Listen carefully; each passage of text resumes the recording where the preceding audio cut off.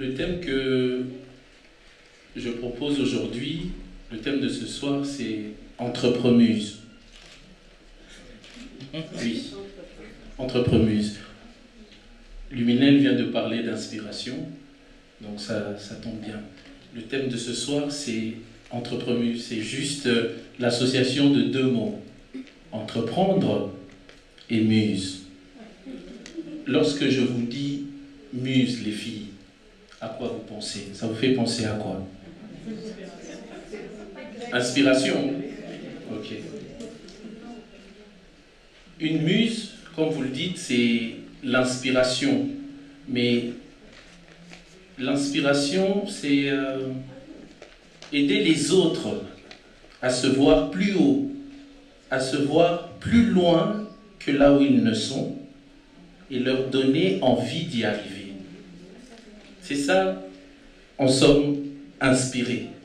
Aider les autres à se voir plus loin et leur donner envie d'y arriver. Mais quand on est une muse, on inspire, mais c'est quelqu'un d'autre qui crée. Toi, tu inspires, mais c'est une autre personne qui crée. Alors que créer, entreprendre, c'est créer. C'est pour ça qu'on a mis ces deux mots ensemble. Entreprendre pour que toi, tu crées, tu ne sois pas seulement celle qui inspire, mais tu sois également celle qui crée. C'est pour ça que je proposais Entrepreneurs comme le thème de ce soir.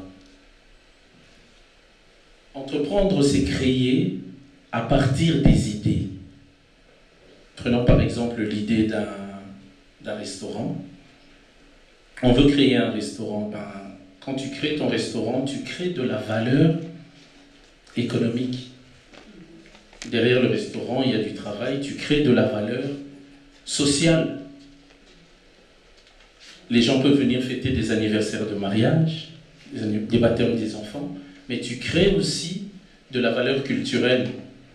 La cuisine, c'est un élément très important dans la culture d'un pays. Mais ce qu'on constate souvent dans notre communauté, c'est qu'on confond créer avec reproduire. Créer avec recopier. Créer, c'est innover, apporter quelque chose en plus. On le voit par exemple, lorsque dans la communauté, les gens avaient lancé des cabines téléphoniques. C'était devenu l'idée du siècle, tout le monde après voulait avoir des cabines téléphoniques.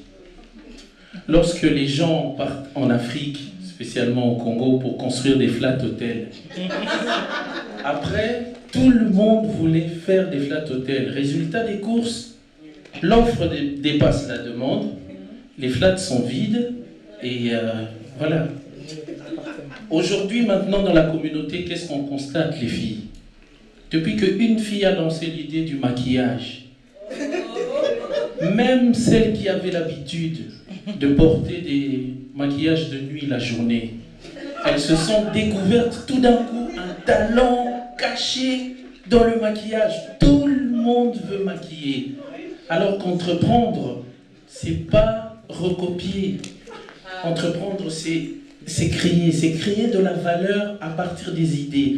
Il faut amener de l'innovation. Et cette confusion dans notre communauté, la source de cela, c'est la vision, les filles. La vision, c'est capital dans la vie de tout le monde et dans la vie des femmes surtout. Et particulièrement les femmes qui entreprennent. La vision. La vision est différente du regard. C'est la capacité de voir les choses non seulement telles qu'elles sont, parce que ça c'est le regard. Quand tu regardes les choses en face, tu les vois telles qu'elles sont. Mais la vision, c'est aller au-delà du regard. C'est voir les choses telles qu'elles peuvent devenir. C'est ça la vision. Et dans la vie d'une entrepreneuse, comme dans la vie d'une femme, c'est très important. C'est la capacité de voir dans le désert une forêt, de l'eau, voir les choses telles qu'elles peuvent devenir. C'est la capacité de voir dans ce garçon sans papier l'homme courageux qu'il est, le débrouillard qu'il est, le battant qu'il est. c'est cette capacité-là. On voit la vision avec... allez, monsieur, madame, tout le monde, quand on rentre dans un immeuble, dans une maison délabrée, tout de suite on voit les ruines. Mais quelqu'un qui est dans la construction, quelqu'un qui a la vision, il voit le balcon, il voit la terrasse, il dit, ben ici on pourrait faire des chambres, on peut faire la mezzanine. C'est ça la vision. Et la vision, les filles, ça doit être personnel. Et ça, c'est ressorti dans les interventions des filles qui sont passées avant. Personnel, ça veut dire que c'est toi, que c'est ta passion, que c'est la passion de Luminel, c'est la passion de Boilia qui est passée avant. C'est la passion de Carole. C'est la passion de Carole quand elle dit que j'allais sur les montagnes, c'était difficile, mais je ne sentais pas ça. Parce qu'elle fait quelque chose qu'elle aime. Quand vous suivez vos passions, quand vous faites ce que vous aimez, vous ne voyez pas le temps passer. Quand vous faites ce que vous aimez réellement, les autres aussi le ressentent. Ça doit être personnel. Tu dois cultiver là où c'est fertile. Tu dois aller privilégier ta passion. Tu dois aller là où tu as plus de facilité, dans un domaine que tu connais. La vision personnelle, on a parlé de connaître ici. Connaître vient du latin con nascere. Ça veut dire naître avec. La vision doit aussi aller au-delà de ce que tu connais. Au-delà de ce que tu es né avec. Allez, tu es né avec la vie, c'est Dieu qui te l'a donné.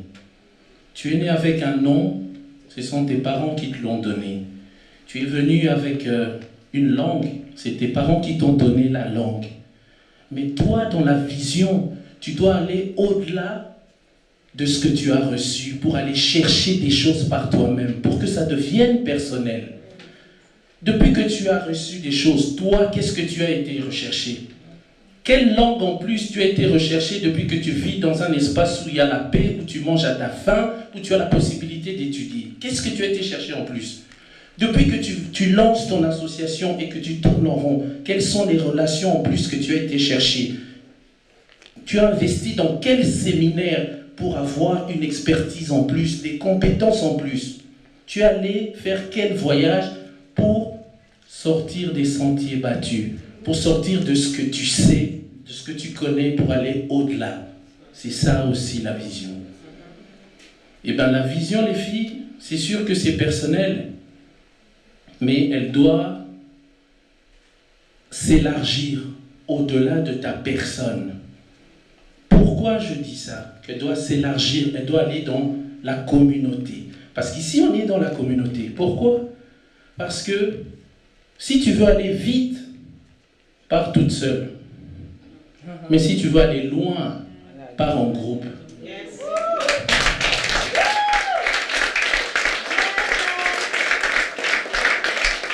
Pars avec la communauté.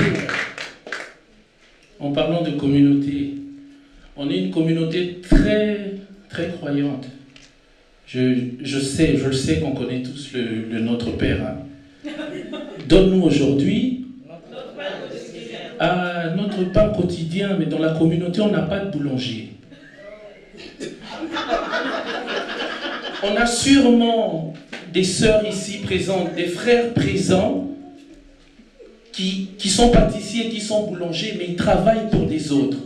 Donc, dans un niveau personnel, oui, dans une vision personnelle, tu as évolué, tu as un pouvoir d'achat, tu as un travail, tu as un revenu. Mais sur le plan communautaire, qu'est-ce que nous avons, les filles? Donne-nous aujourd'hui notre pain de ce jour. On n'a pas de boulanger. Il nous faut plus de boulangerie dans la communauté. Mais cette communauté-ci, on adore la viande fumée. Hein? On aime la viande fumée, mais on n'a pas de boucherie. Où sont nos bouchers de la communauté? Et le vendredi, près de la gare du Midi, qu'est-ce que nous voyons? La file interminable chez un monsieur dont je tairai le nom. On voit les voitures garées en double, en triple file, mais avec quel genre de plaque? Ce sont nos frères et sœurs de la communauté qui viennent d'où, maman? Allemagne, France, Suède, mais jusqu'où encore? Ils viennent de très loin pour acheter les côtisses et toutes sortes de viande fumée. C'est un besoin que nous avons dans la communauté. Mais on n'arrive pas à s'organiser dans la communauté pour suppléer à ce besoin-là. On est avec des femmes entrepreneuses. La bouffe, généralement, on laisse ça aux mamans. Même si nous, les papas, on doit prendre notre part. On doit y penser. Et la légende, ça c'est mon épouse qui m'a dit ça. Je ne crois ça qu'à moitié. On dit que ce monsieur aurait appris à fumer sa viande en Afrique. C'est un comble. Hein? Ah oui, c'est ce qu'on raconte. Qu'il aurait appris à faire ça chez nous. On doit, pour aller loin, parce que la vision, c'est ça, c'est voir loin. Si tu ne sais pas où tu veux être dans 5 ans, tu y es déjà. Ne cherche plus, tu seras exactement au même endroit. Il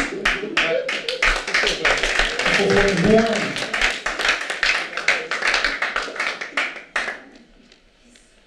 Nous sommes la communauté avec le plus de diplômes dans ce pays. Nous sommes aussi la communauté le plus au chômage. Cherchez l'erreur, les filles.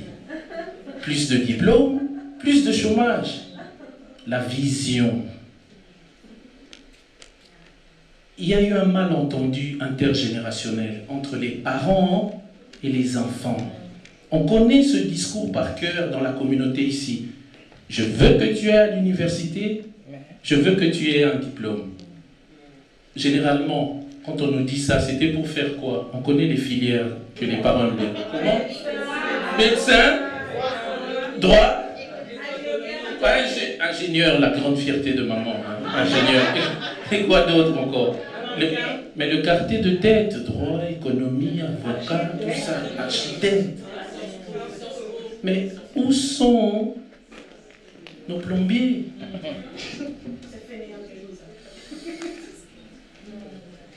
Il y a cette affaire-là.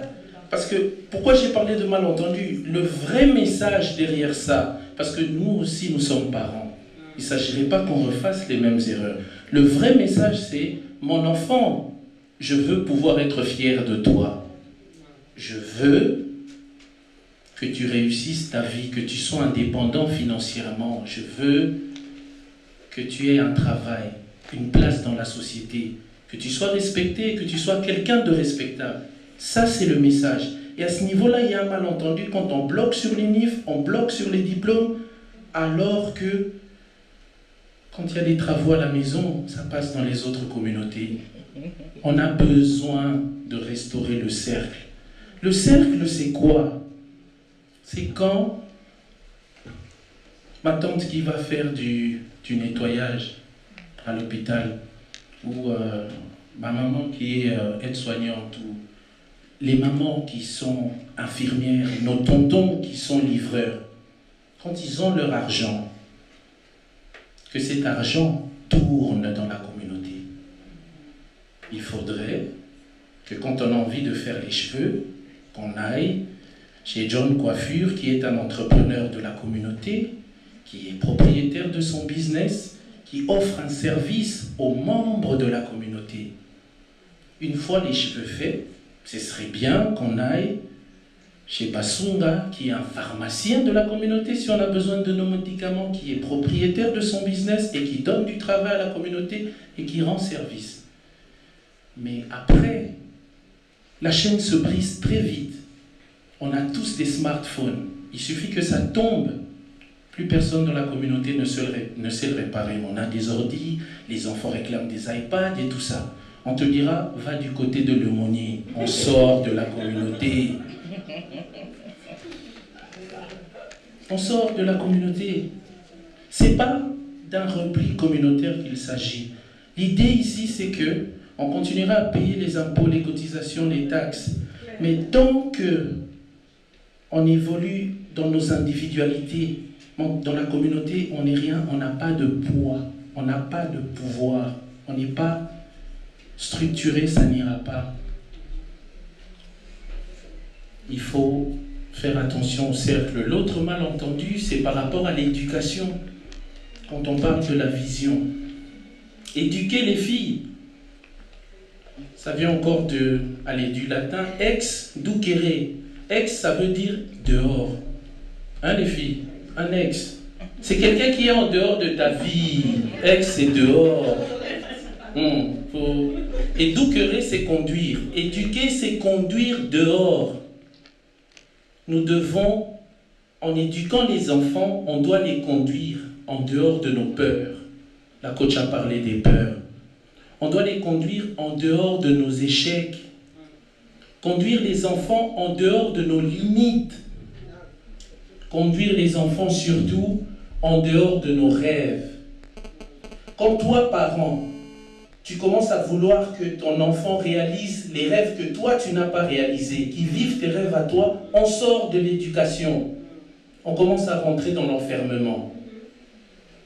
Nous, les parents, avec nos mots, avec nos actes, on doit pouvoir construire des châteaux dans les esprits de nos enfants. Et non pas ériger des murs dans leur vie. Construisons des châteaux dans les esprits de nos enfants, pas des barrières dans leur vie. Ils ne sont pas là pour vivre nos rêves, ils sont là pour faire leur chemin. On doit les aider à se trouver, à vivre leurs propres rêves, leur propre réalité, leur propre temps. Hier, les footballeurs, on n'en voulait pas. Aujourd'hui, même les gens qui n'aiment pas se réveiller le matin vont déposer les enfants. Ils doivent vivre leurs rêves avec leur temps. Pas nos rêves à nous. Éduquer, c'est aussi éviter qu'ils commettent les mêmes erreurs que nous.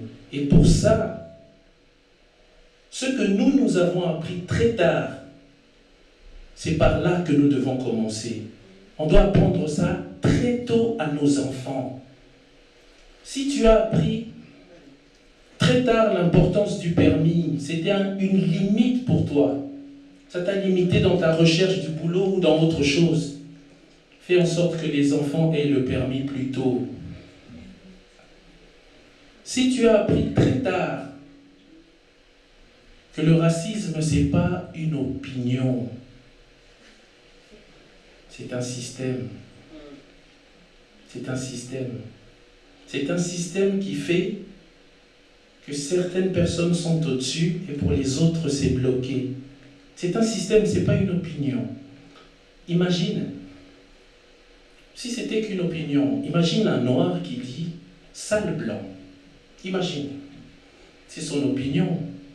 Ça prouve qu'il est bête, que son esprit est étroit. Ça, oui, il y en a partout, chez les noirs, chez les blancs, chez tout le monde, des gens qui sont limités. Mais son sale blanc, ce serait raciste si le blanc, pour trouver un logement, il était bloqué. Si à l'université, là où il méritait un 12, il a eu une cote d'exclusion, un 7,5. Ce serait raciste cette opinion-là si, à un moment donné, ça peut avoir un impact dans son ascension, ça peut avoir un impact dans sa vie. Toi, quand on va te traiter, Carole, de sale noire, quand tu cherches un logement, tu es sale noire. Quand tu cherches du travail, tu es sale noire. C'est le système, c'est pas une histoire de mots, c'est une histoire de blocage. Si tu as compris ça, enseigne-les aux enfants très tôt que tu as beau t'intégrer, il y aura quand même des limites. Les choses évoluent, c'est une très bonne chose. Les mentalités évoluent, mais Rome ne s'est pas fait en un jour. Ce que nous, on a appris très tard, apprenons-les très tôt à nos enfants pour leur donner un vrai coup de pouce. Je vais terminer par ce que j'ai vu chez Luminel et chez beaucoup ici, c'est que l'Afrique est tendance. L'Afrique est chic. Ma petite sœur, Vanille a chanté, elle a l'afrobeat, l'afro-vibe, tout ça, l'Afrique est bien. Mais on aura beau retourner aux cheveux naturels, on aura beau assister à des conférences afrocentristes, on aura beau faire des marches, des manifestations, marquer sur Facebook « Je suis béni », on pourra faire toutes ces choses-là, c'est bien. Mais tant qu'on n'aura pas un pouvoir économique, on ne va pas peser. Alors, ce qu'il nous faudrait, c'est réaliser qu'un seul commerce communautaire qui tourne, qui engage les gens, qui prend de l'expansion, c'est beaucoup plus important que 50 000 likes quand tu postes « Je suis béni » sur Facebook.